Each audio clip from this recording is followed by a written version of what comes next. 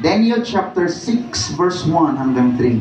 It pleased Darius to set over the kingdom 120 princes, which should be over the whole kingdom, and over these 3 presidents, of whom Daniel was first, that the princes might give accounts unto them, and the king should have no damage.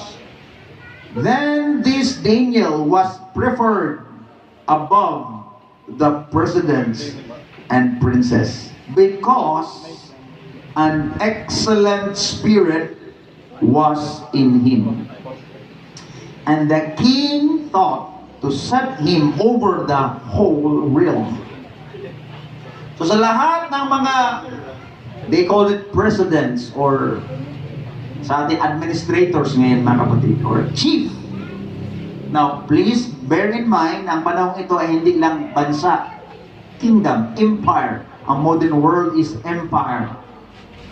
Sa time ni Darius the Mede, mga kapatid. Pagkatapos ng Babylonian era, sumunod mga kapatid ang Persia, Media-Persia Empire. Nations. Ang isa sa mga ang pinaka-chief sa lahat mga kapatid ay si Daniel na naglilingkod sa Diyos. The reason was, he was found to have an excellent spirit. Everybody say, excellent spirit. Amen. Yan ang ating prayer ngayon mga kapatid. Because an excellent spirit ay hindi lang mga kapatid isang area. Hindi lang dahil sa worldly knowledge mga kapatid. An excellent spirit comes from God. It comes from God. Thank you, Jesus. For he was found because an excellent spirit was in him. And the king thought to set him over the whole realm, or kaharian, or empire, mga kapatid. Now, may mga dahilan, mga kapatid, na darating sa isang tao ang tinatawag na excellent spirit. Meron tinatawag na it must be intentional, it must be purposely. Now, hindi mangyayari ito kung hindi intentional na gawin ng isang tao. For example, anumang bagay mga kapatid, no, ay hindi dumarating sa atin kung hindi intentional natin gagawin. For example, mag-excel sa eskwelahan, mag-excel sa anumang larangan mga kapatid, trabaho, negosyo, sa pagmamaneho. Bakit may mga nag-excel mga kapatid? Dahil intentional nilang ginagawa. Kamakailan lang, last week mga kapatid, nalalaman ko na meron palang racing mga kapatid sa ibang bansa sa mga sidecar. Ginawa nila mga kapatid na racing. Akala ko mga kapatid yung mga motorsiklo lang merong racing. Sa ibang bansa mga kapatid, mga sidecar racing. Lumilipad din. And then I found out na 2 tao mga kapatid nandun nakasakay sa helmet. 2. Yung isa, sabi ko, napakakawawa naman. Yung isa, balancer. Dahil ang bilis nila, kapag liliko, siyempre, sidecar mga kapatid. Siya ang balancer. Minsan nandun siya sa kaliwa. Kapag liliko siya, lipat siya ng gano'n. Pag liliko naman, halos mahulog na siya sa sidecar mga kapatid.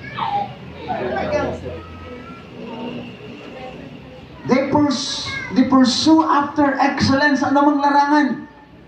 Malapit na po ang SEA Games, right? November 11 hanggang December something. SEA Games. Ang ating mga manlalaro ay talagang ensayo ng ensayo mga kapatid. No? Yung iba, gigising ng madaling araw. No?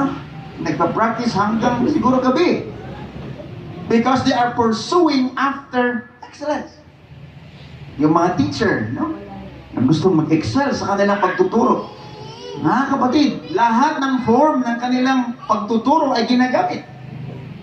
Because they are pursuing after excellence. The same way, ang paglilingkod sa Panginoon na mayroong excellent way.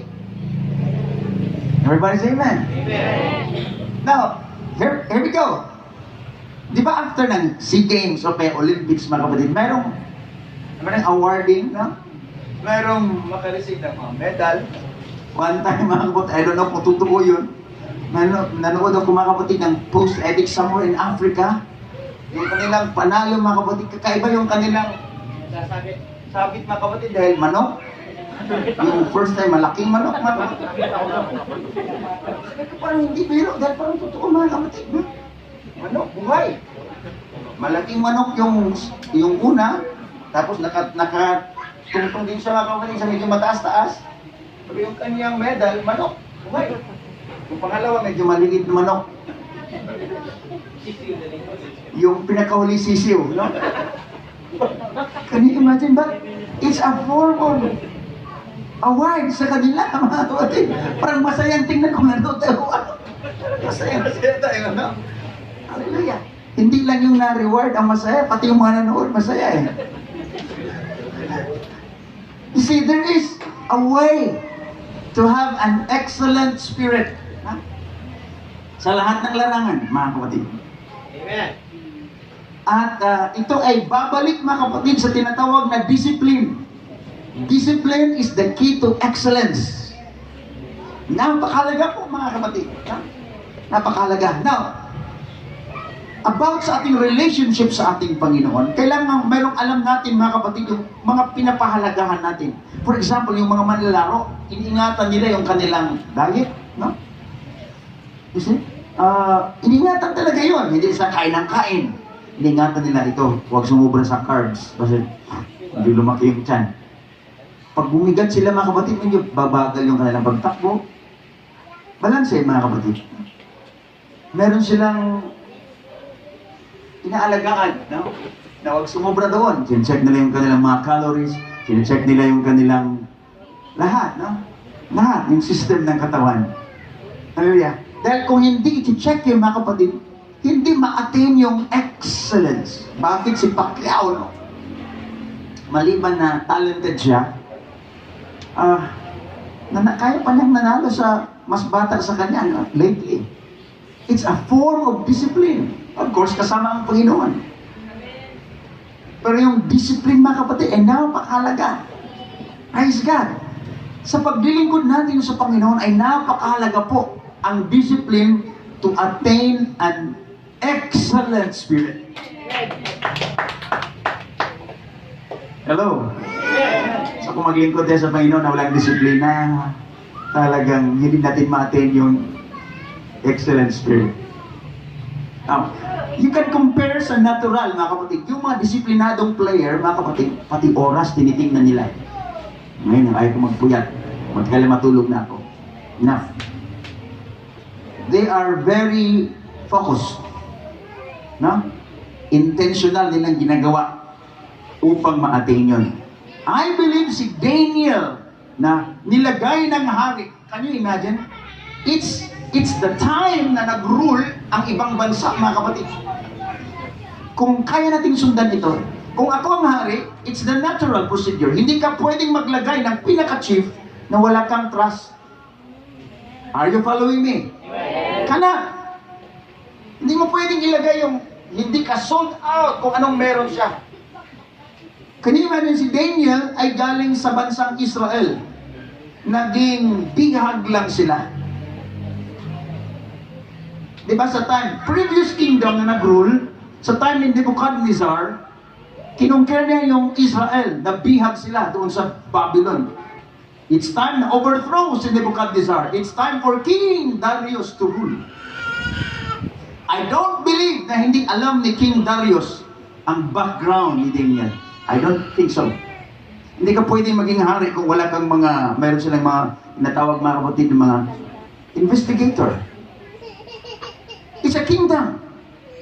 Alamin kung sino ka, anong background mo, anong record mo sa buhay before ka. Parang sa bansa natin, mga kapatid. Bakit talaga ng Pangulo yung isang tao sa isang posisyon? Alamin kung anong capability niya. So, without a doubt, alam ni King Darius kung anong background ni Daniel. He came from Israel, Jerusalem. He was a captive. Galing sa doon. Ngunit ang nakita, ang sabi ng Bible, the king found an excellent spirit. Hallelujah. And then, ang sabi ng Bible, meron silang 120 princess. Pag sinabi ng princess, mga prinsipe, mga kapatid, ang term nun is prinsipe. No? Kaya iba sa atin, mahilig manood ng mga telenovela eh. Wala na siguro dito yan. Salamat sa Panginoon. Walang mahilig dito. Walang mahilig. Gaano? Di ba mga prinsipe? Noong unang panahon, mga prinsipe ang tawag. Kapag in charge ka sa isang, halimbawa, bayan, ang tawag sa'yo prinsipe ng ganitong lugar, prinsipe. So meron siyang 120 princes, mga prinsipe. Mga prince. And they represent a certain area. Possible na tinatawag natin ngayon na nation. Dahil empire yan. Empire is composed of many nations. So mga representative sila. Si Daniel, isa sa mga prinsipe. Doon sa 120 na mga prinsipe, si Daniel ang pinaka-chief. Okay? By the way, ang setup nila, 120, mayroong 3 na pinaka-president ang tawag, chief. So, parang branch ng government natin na mayroong 3. Judicial, legislative, and then executive. 3. So, sa 3 na yan, na mga presidents, chief, sa iba-ibang area, si Daniel ang pinaka-chief. That means, para siyang vice emperor. Chief sa lahat. Vice emperor. Ito yung emperor, yun ang organizational structure. Yung emperor na si Darius, tawag na king sa time na yon, si Daniel, and then yung 3 prinsipe, and then 120 princes, and then yun ang government. Bakit tinalaga si Daniel ng ganon, mga kapatid? He has that excellent spirit. Bakit ko gustong i-share? I believe it's a message para sa ating lahat, mga kapatid. Dahil gusto ng ating Panginoon, nasaan man tayo, anumang trabaho meron tayong mga kapatid, gusto ng ating Panginoon na masumpungan tayo na merong excellent spirit and God will promote. It's the key to promotion. Ngayon, mga kapatid, ay meron silang kasabihan, it's not what you know, but whom you know.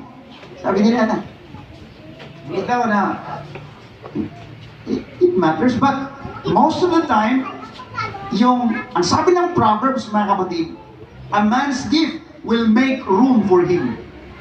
Ano daw pinagkaloob sa ating gift will make room for him. Gagawan tayo ng tabi-tabi. Yung pinagkaloob daw ng Diyos sa ating, it's a gift. Kapag binigyan tayo biyaya ng ating Panginoon, your gift will make room for you. That means, kapag ang Panginoon ang siyang kumilos sa ating mga kapatid, pwedeng itabi ng ating Panginoon. Psalms chapter 75 verse 5 and 6, promotion comes not from east nor west, north or south, but promotion comes from the Lord. Galing sa Panginoon ang pag-angat, mga kapatid. Hallelujah. And we should have that kind of excellent spirit. Paano, Pastor, magkaroon tayo ng excellent spirit?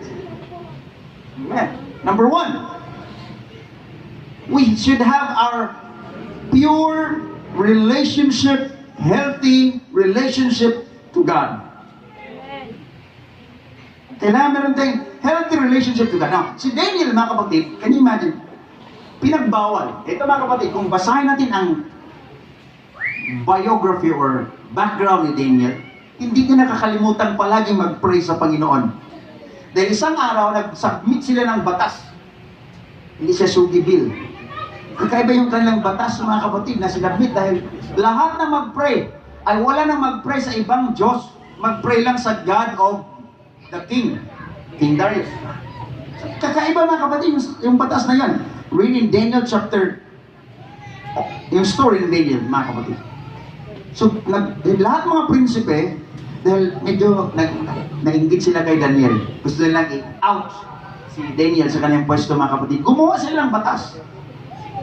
Ang batas na yon ay kailangan walang ibang taong mag-pray liban sa Diyos ng hari. Remember, na iba ang Diyos ng Israel. They are praying to the only one true God, the Yahweh. The only one God. Iba ang Diyos ng mga Medes and Persians and Babylonians. They believe in multiplicity of gods. So si David, ganito. Nakasumbong sila ng butas. Si Daniel nagnanalangin sa Panginoon. So nag-submit sila mga kapatid ng batas. Walang ibang mag-pray. Nung binasa ng hari without further second thought, okay ito we should pray and only to God of the king. Siniliwan agad ng hari. So, anumang batas na masilyuhan na ng hari, mga kapatid, hindi na pwedeng bawiin yan. Kaya kahit ang hari mismo, hindi niya pwedeng bawiin ng batas niya. When it is sealed, hindi na pwedeng bawiin. Ma-overrule lang ang batas kung mayroong ibang batas na approve. For example, yung Feast of Purim ng mga Israelites na celebrate, it's all about the annihilation of the Jews. Feast of Purim, mga kapatid, sa time ni Esther, na isang hari na si isang governor, isang leader na si Haman, gumawa din ng batas. Na kailangan lahat ng Hudyo ay patayin sa araw na yun. Totally, hanggang ngayon, mga kapatid, sinisigaw yan ng mga Iranians. Death to America, death to Israel. It's the spirit of Purim back in those days. Matagal ang panahon, mga kapatid. Gusto silang wipe out sa buong mundo. Ang hanggang ngayon, mga kapatid, kung i-type nyo, they're still shouting, Israel should be wiped out from the map of the earth. Ganun sinisigaw, mga kapatid. So, dahil natataka ng hari, back in that day of Purim, mga kapatid, wala nang magawa hari. Nung nag-iusap, mga kapatid, si Queen Esther, ang binigay sa kanya, hindi niya sinabi ng hari na bawigan ko, no.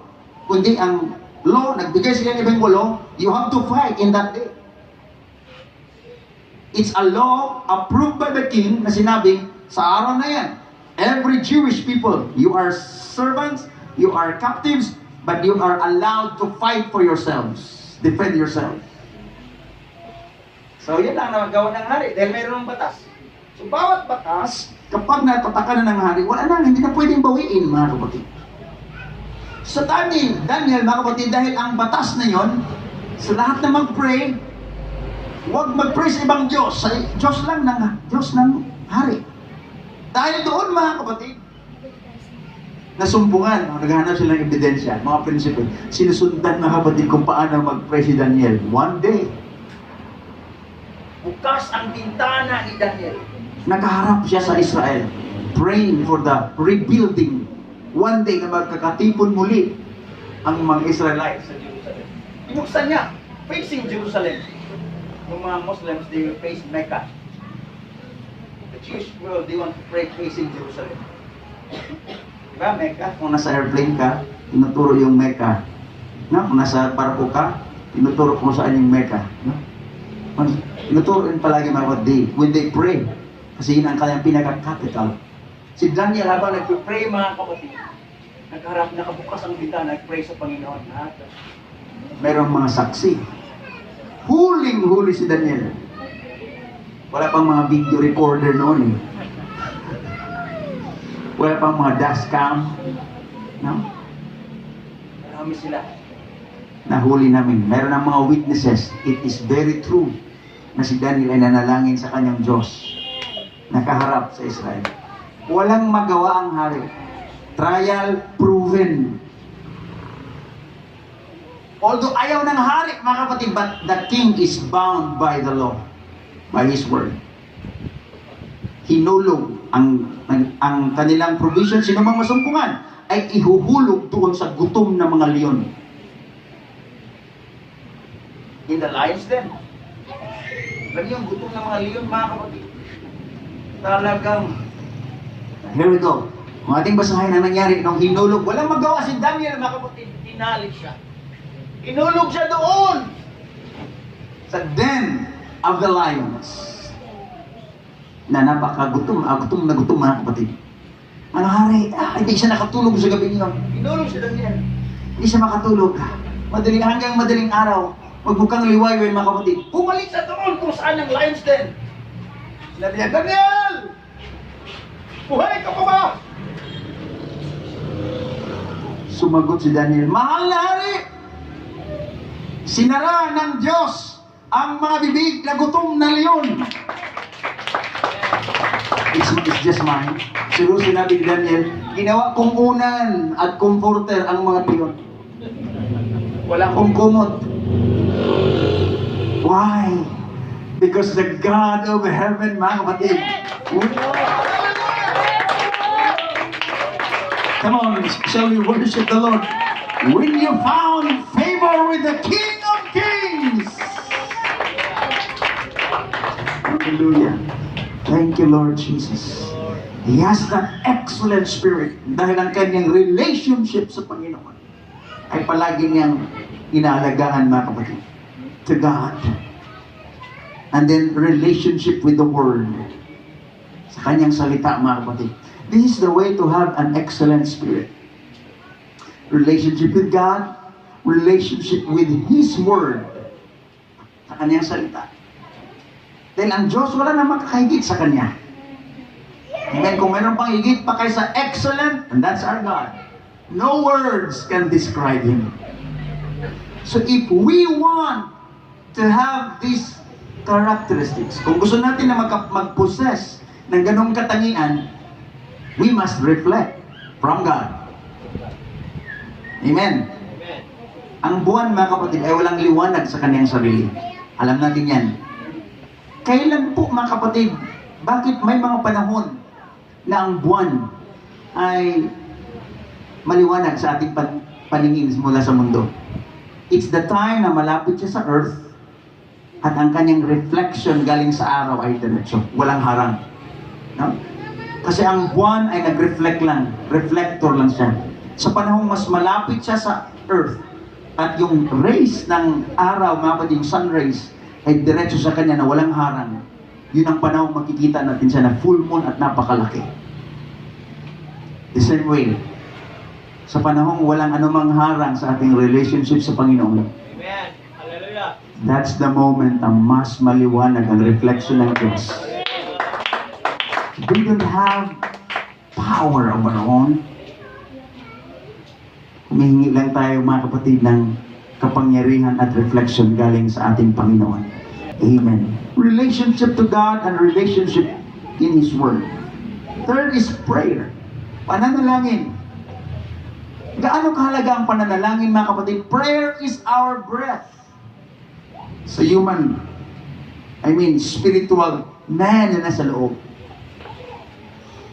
Kailangan nating huminga. Every day. Kailangan maluwag ang ating lungs, mga kapatid, para tuloy-tuloy ang ating paghinga na walang sabik, mga kapatid. The same is our prayer. Prayer is our breath for the inner man. Meron tayong tao sa loob, right? Yung inner man, yun ang totoong tao.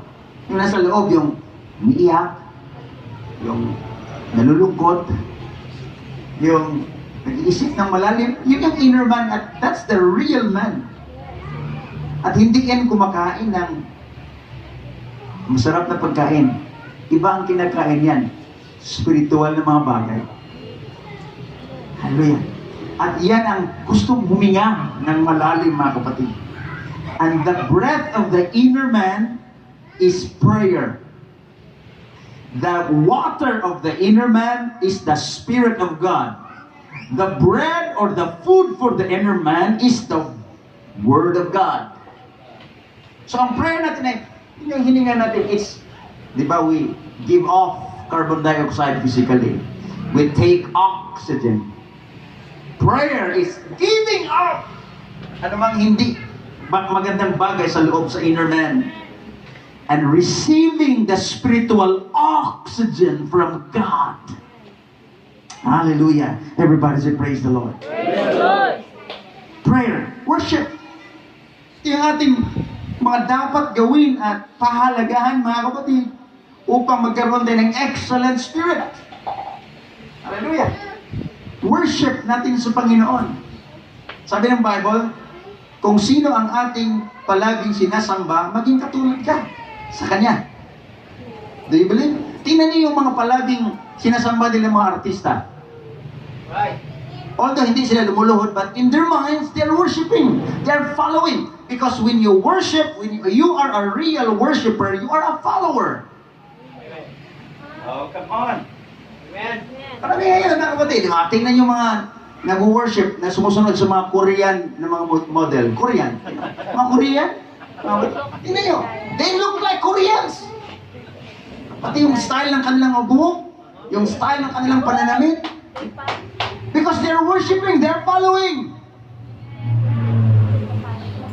Yung iba na nag-iidolo ng mga rockista, no?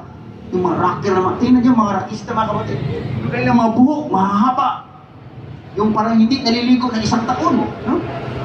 Yung mga tinatawag na mga Rastafarians. Diba? Nakita niyo yung mga buhok nila, mga kapatid, na mahaba, tapos parang may putik. Have you seen them?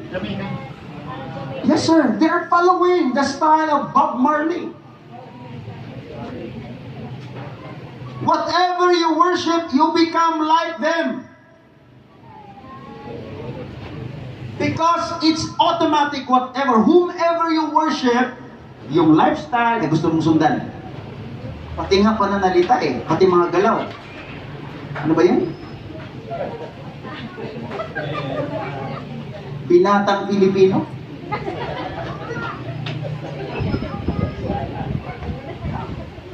Nung nauso sa mga kabataan ng mag-eyeglass, halos lahat gusto mag-eyeglass.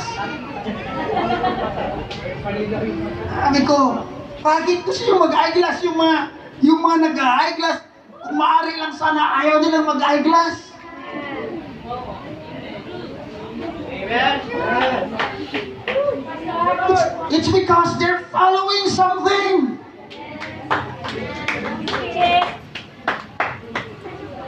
Amen.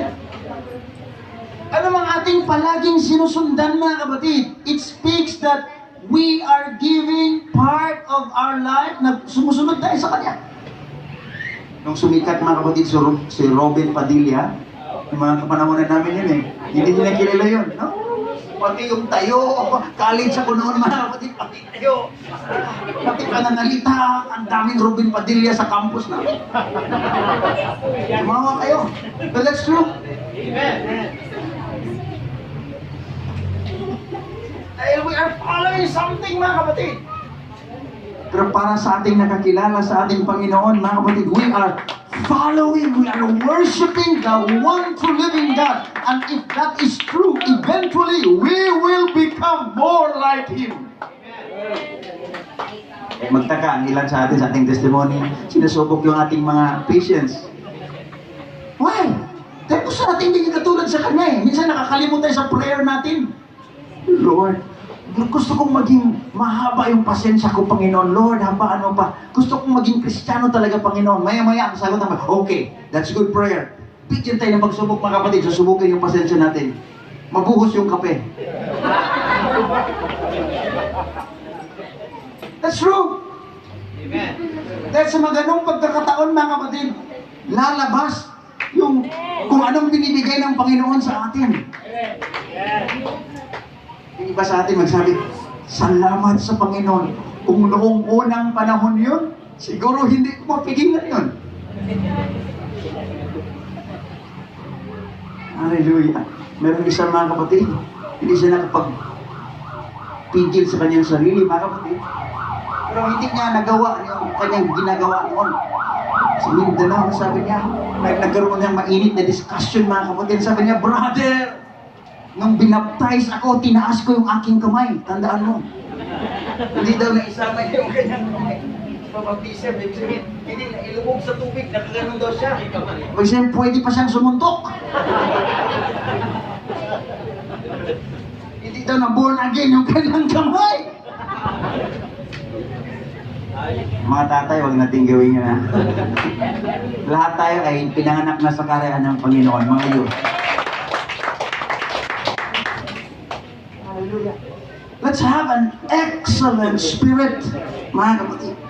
Dahil kalooban ng ating Panginoon, let's possess worship sa ating Panginoon. And then we will eventually become like Him. Ang sabi ng Bible, we shall be like Him as He is. Maging katulad tayo sa Kanya. I don't know mga kapatid, iba-iba yung mga model na nasa picture ngayon, lalo sa mga kabataan, no? But, gusto ko i-propose sa ating lahat, youth, wala nang makahigit pa na kung sino mga ating gustong tularan, walang iba ang ating Panginoon. Tandaan niyo to. Actors, actresses, they come and go. Right, right. Kingdoms come and go. Beauty in this world, come and go. Position, come and go. Walang sino mang sikat sa mundo mga kapatid na nanatili mula noon hanggang ngayon. Isa lamang ang nanatili. He is the same yesterday, today, and forever. He is the one true living God. He is the Lord Jesus Christ. Come on, worship Him.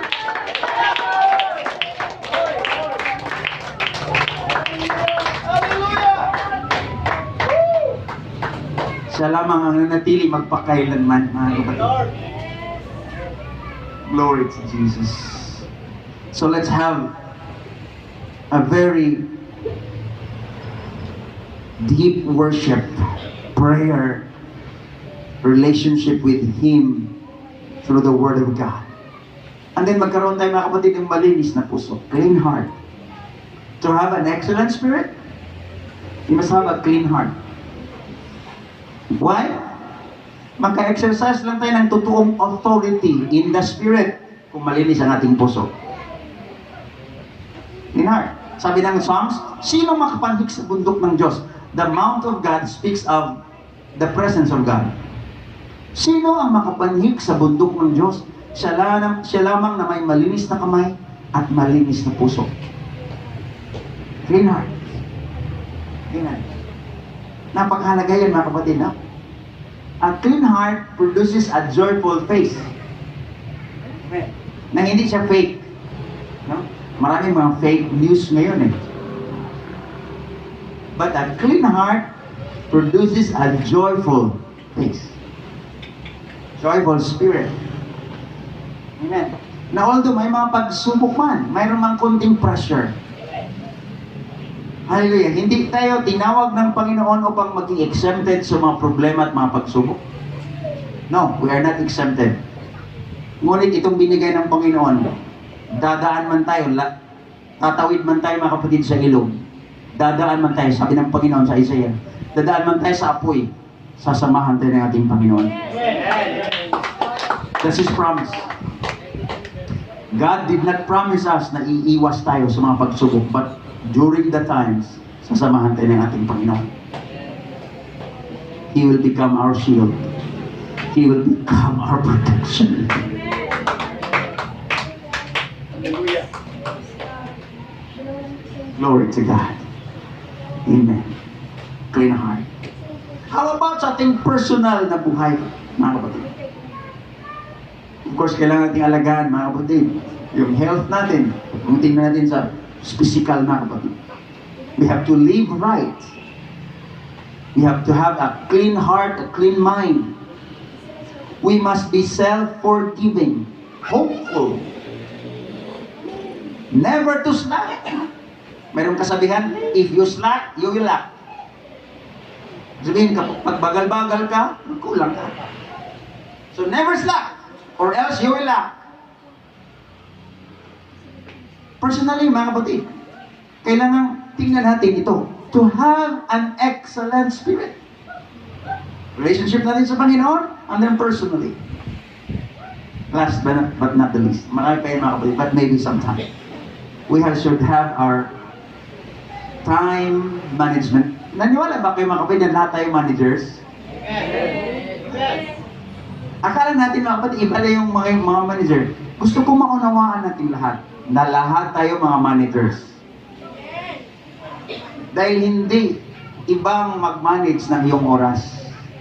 Tayo ang nag-manage mga kapatid. So God, in His plan sa tao, tinawag tayo maging managers. So sabihin natin sa manager pala ako eh. Wala palang mga tao dyan. Pero kailan mag-umpisa yan? To be a successful manager sa ibang tao, kailangan maging successful manager muna tayo sa ating sarili. Paano tayo mag-manage sa iba? Kung sa ating sarili, hindi man tayo marunong mag-manage. Lalo yung oras natin. Alam ko may tinawag dito ng bayan ng day. We can reflect. Yung mga managers, they are very good managers with themselves and with their time. You can study, So lahat tayo, hindi lang si pastor, hindi lang sila Ma'am Arlene ang tinawag ng Panginoon. Hindi lang yung mga teachers, mga kapatid. Lahat tayo, mga managers.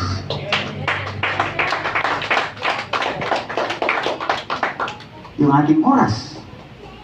Yeah? Lagay nga natin yung ating mga kamay sa ating bulsa. Kung walang bulsa sa inyong wallet, kung anong mahawakan nyo, kung wala kayong mahawakan, never mind. Yung nandyan sa inyo, hindi ibang nagmamanage yan.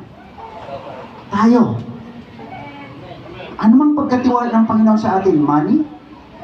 Time? Talent? Iba-ibang talent dito. Ang iba, marunong magpatawa. Ang iba, palaging halos umiiyak. Talent din nila yun.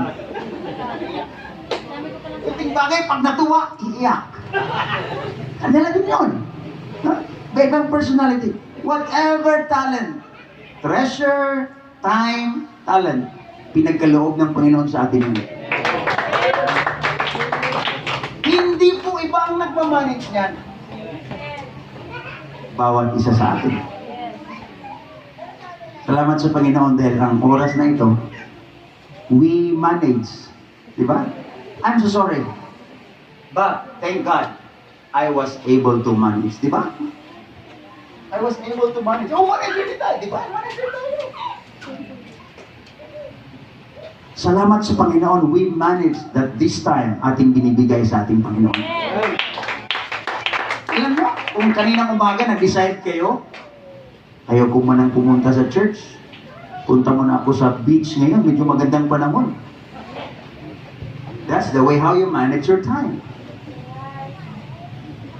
Pero salamat sa Panginoon, pinakinggan natin ang boses ng ating pinaka-general manager. Son, give your time today for me. Hallelujah. At nalulugod ang Panginoon, mga kapatid. Habang din lahat ay tatayo, mga kapatid. Tumaiting lahat. Alam niyo, mga kapatid, kung ano mang ipagkaloob pa ng ating Panginoon sa atin. Dahil sabi ng Panginoon, if we are faithful in small matters, maliit na mga bagay, God will trust greater things.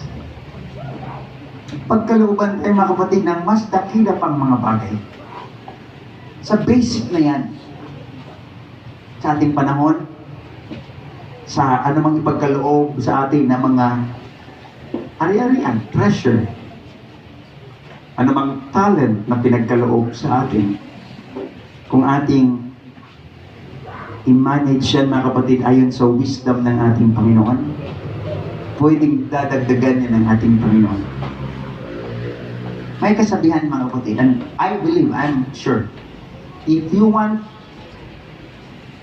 a certain job to be done, give it to a busy person. Ha? Bakit opposite? Kung gusto mo raw ng isang bagay ay mabilis na magawa, ibigay mo raw yan sa taong busy. Simple, that's opposite. Kasi minsan kapag ibigay mo sa taong parang hindi alam ang oras, ang padalas natin na mamaya na, mamaya na, mamaya na, wait lang po.